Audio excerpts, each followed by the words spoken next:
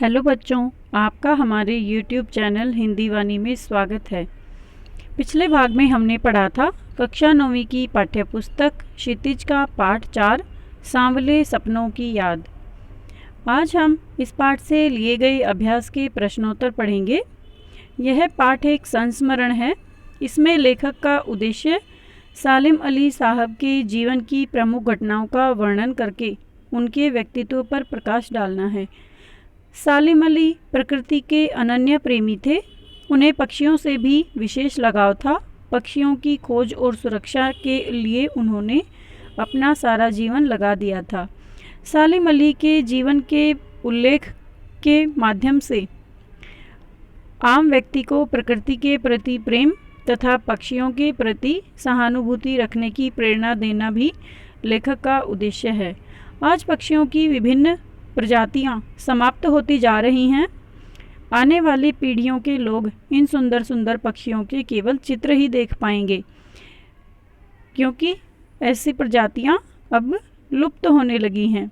वे शुद्ध एवं स्वच्छ वातावरण में सांस लेने के लिए तरस जाएंगे, क्योंकि जिस प्रकार की जीवन शैली आज का मनुष्य अपना जीवन जी रहा है या अपने जीवन में वह अनुभव कर रहा है, उसके कारण यह जो वातावरण है वह धीरे धीरे प्रदूषित होता जा रहा है। आज हम इस पाठ के अभ्यास के प्रश्नोत्तर पढ़ेंगे। हमारा पहला प्रश्न है, किस घटना ने सालिम अली के जीवन की दिशा को बदल दिया और उन्हें पक्षी प्रेमी बना दिया? उत्तर है, सालिम अली के बचपन के दिनों में उनकी एयरगन से एक नीले कंठ वाली गोरैया घायल होकर नीचे गिर पड़ी थी। इस घटना से बालक सालिम अली का मन अत्यंत व्याकुल हो उठा था। उन्हें बहुत अधिक दुख हुआ था। इस घटना के कारण ही वे आजीवन प्रकृति के विविध रूपों को खोजते रहे। वे प्रकृति के महान प्रेमी बन गए थे। उनकी इस महान प्रवृत्ति के पीछे गोरैया के घायल होने की घटना ही काम करती रही। यानी गोरैया के घायल होने की घटना ने उनके मन पर बहुत गहरा प्रभाव डाला था। हमारा प्रश्न दूसरा है, सालिम अली ने पूर्व प्रधानमंत्री के सामने पर्यावरण से संबंधित किन संभावित खतरों का चित्र खींचा होगा कि जिससे कि उनकी आंखें नम हो गई थी?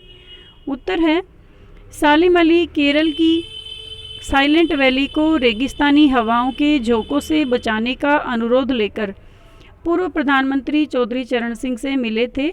उन्होंने बताया होगा कि रेगिस्तानी हवाओं के कारण केरल की हरी भरी एकांत घाटी नष्ट हो जाएगी। वहाँ का वातावरण शुष्क हो जाएगा। रेगिस्तानी हवाएं अपने साथ रेत के कण लेकर आएंगी और वहाँ के शुद्ध पर्यावरण को दूषित कर देंगी, जिसका प्रभाव वहाँ की वनस्पति व जंगली पशु पक्षियों पर भी अवश्य पड़ेगा। वहाँ की धरती बंजर होने का खतरा बढ़ जाएगा। इन सब संभावित खतरों को सुनकर तत्कालीन प्रधानमंत्री चौधरी चरण सिंह की आंखें नम हो गई थी। तत्कालीन का अर्थ होता है उस समय जो हमारे देश के प्रधानमंत्री थे, जब सालिम अली ने इस प्रकार का प्रस्ताव उनके सामने रखा। हमारा प्रश्न तीसरा है, लॉरेंस की पत्नी फ्रीडा ने ऐसा क्यों कहा होगा कि मेरी छत पर बैठने वाली गोरैया लॉरेंस के बारे में ढेर सारी बातें जानती है? उत्तर है, लॉरेंस एक महान प्रकृति प्रेमी थे।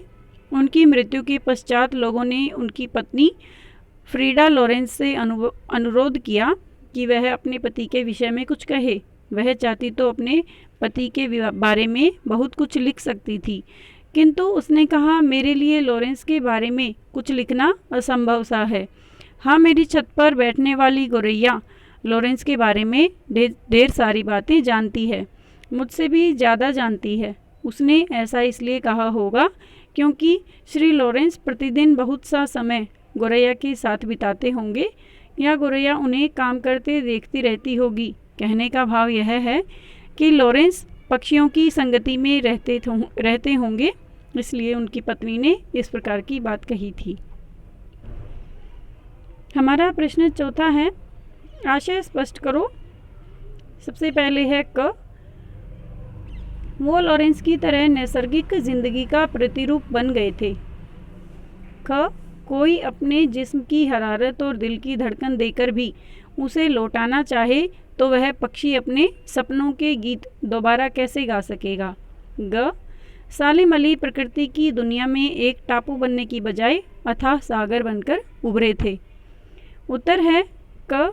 इस पंक्ति के माध्यम से लेखक ने श्री सालिम अली के सहज एवं स्वाभाविक जीवन पर प्रकाश डालने का सफल प्रयास किया है। श्री लॉरेंस एक अंग्रेज विद्वान थे जो प्रकृति के साहचर्य में रहते हुए अपना स्वाभाविक जीवन व्यतीत करते थे। श्री सालिम अली भी प्रकृति के समीप रहते हुए अपना स्वाभाविक जीवन जीने वाले महान व्यक्ति थे। ख. लेखक ने यह पंक्ति श्री सालिम अली की मृत्यु के विषय में लिखी है। उनका कहना है कि एक बार यदि कोई व्यक्ति मर जाए तो उसका पुनः जीवित होना असंभव है। भले ही कोई अपने शरीर की गर्मी या अपने दिल की धड़कन देकर भी उसे जिंदा करना चाहे या उसे जीवित करना चाहे तो वह कभी भी पुनर्जीवित नहीं हो सकता।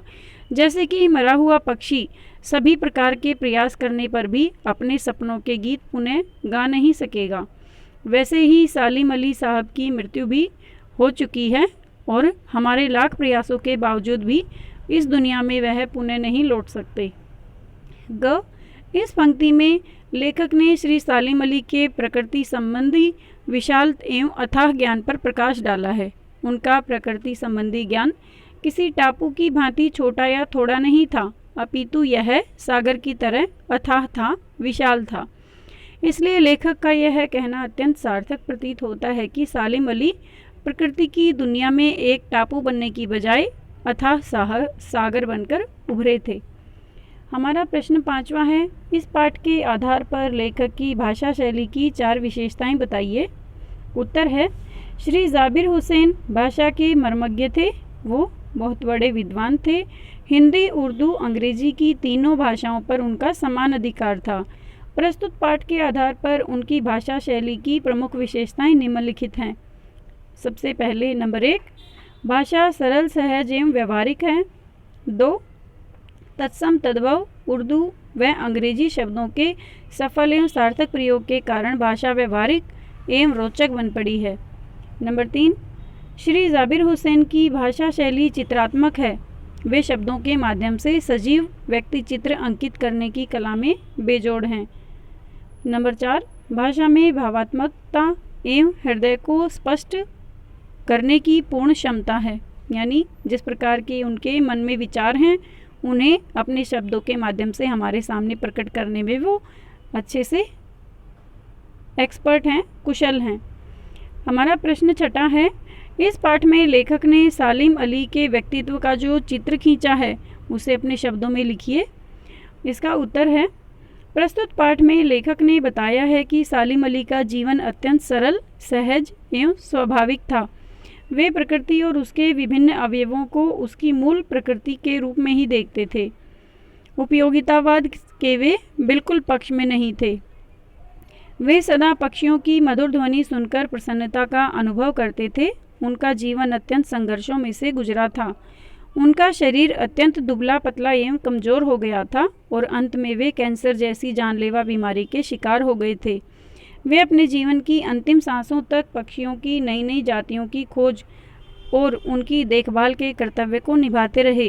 प्रकृति उनके लिए एक हंसती खेलती फैली हुई रहस्यमय दुनिया है। उम्मीद है बच्चों आपको अभ्यास के ये प्रश्नोत्तर अच्छे से समझ में आ रहे होंगे। आगे बताते हैं सालिम अली जी के बारे में कि सालिम अली अनुभवी व्यक्ति थे। उन्होंने अपने अनुभवों के आधार पर केरल की एकांत घाटी को रेगिस्तानी हवाओं के दुष्परिणाम से बचने के लिए तत्कालीन प्रधानमंत्री चौधरी चरण सिंह के सामने एक प्रस्ताव रखा ताकि वह उसे सुरक्षित रख पाएं, उसकी रक्षा कर पाएं, जिसे सुनकर वे बहुत ही प्रभावित हुए। उनका जीवन लॉरेंस की भांति ही प्राकृतिक एवं नैसर्गिक था। उनको प्रकृति की दुनिया के विषय में अथाह ज्ञान था। वे घुमक्कड़ स्वभाव के इंसान थे। वो नई नई पक्षियों की जातियों का वे नई नई प्रकार के पक्षियों की जातियों की खोज करते रहते थे, उनके बारे में रिसर्च करते रहते थे। हमारा प्रश्न 7वां है, सांवले सपनों की याद शीर्षक की सार्थकता स्पष्ट कीजिए। यानी इस पाठ का नाम सांवले सपनों की याद क्यों रखा गया है? आप अपने विचार बताइए या इस पर कोई टिप्पणी लिखिए। उत्तर है सांवले सपनों की याद शीर्षक उचित प्रतीत होता है क्योंकि लेखक ने यह संस्मरण सालिम अली साहब की मृत्यु के तुरंत बाद लिखा था।